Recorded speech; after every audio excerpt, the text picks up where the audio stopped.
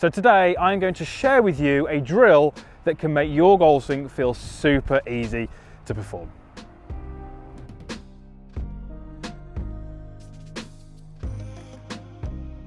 So, a drill that makes the golf swing easy. That sounds like something we all want to do, right? A drill that we'd probably want to work at, because we all want to have that feeling on the golf course. We want to step on there thinking that the golf swing feels easy and we can just go ahead and enjoy our game.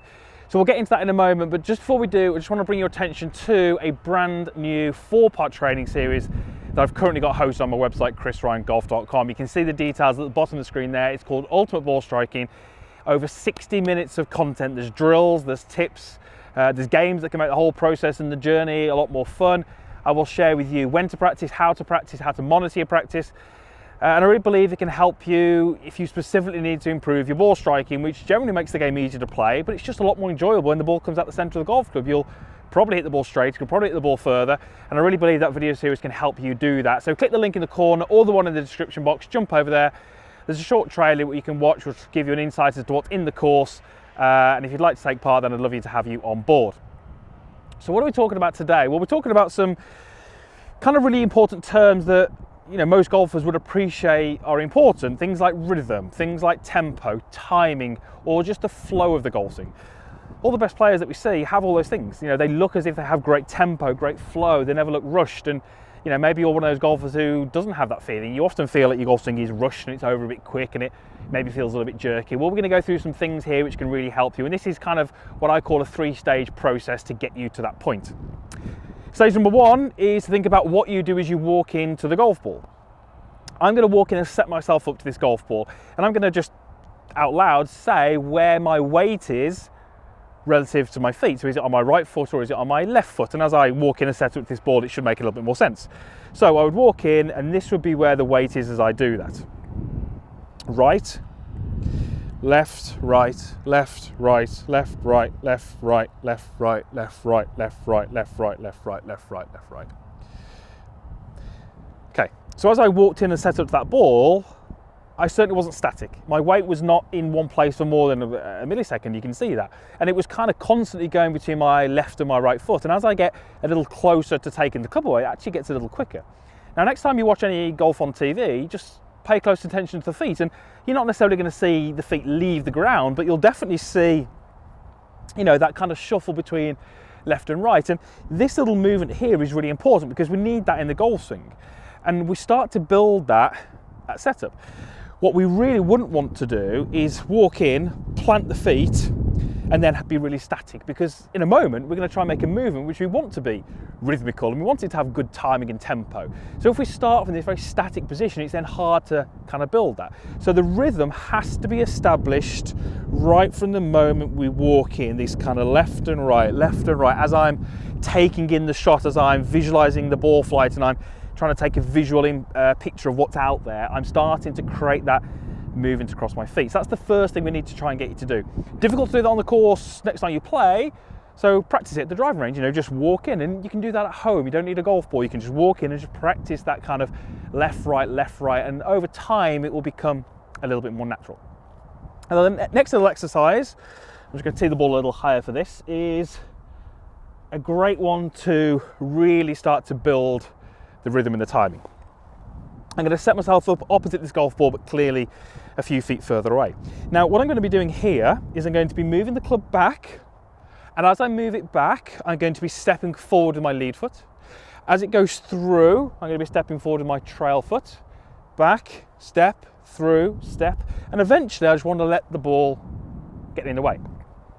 So let's go ahead and do that for you. So clearly, as I'm moving the club away, for me to step with my lead foot, the weight has to be on my trail side. So as I go this way, and I step, and I step, and I step, and I step, we're starting to move the weight between the feet and have that relative to what the club is doing. Now, let's have a go at this.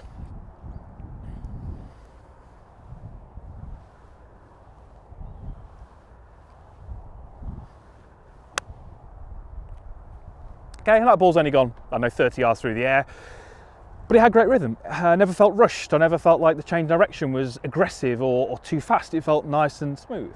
Now, that's not easy to do. That was taking a little bit of my concentration, a little bit of my focus to try and do that.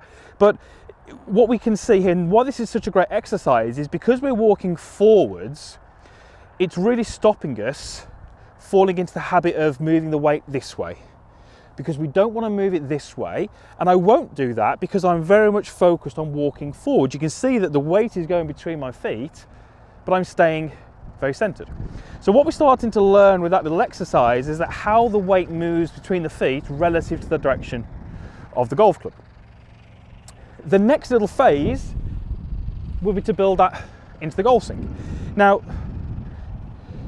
what I would have you do is the phase 3 would make some little swings and actually lift the heel up as you do that. So the lead heel goes up, the trail heel goes up. Lead heel, trail heel. Lead heel, trail heel. Lead heel, trail heel. Okay, let me show you what that would look with a golf ball. Set myself up. Lead heel, trail heel. Great rhythm, great timing, great tempo, no rush.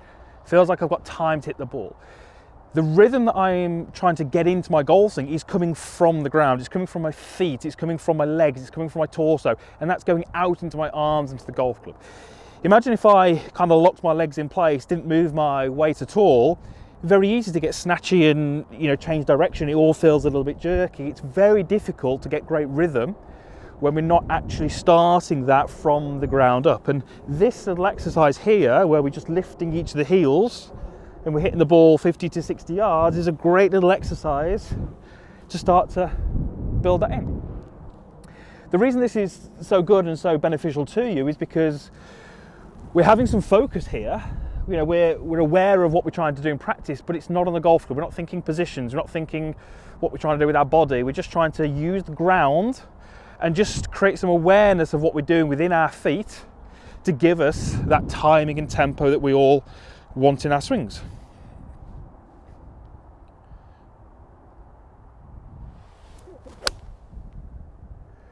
Now on that particular shot, I didn't lift my lead heel. You don't need to lift the heel, some golfers do, and that's fine.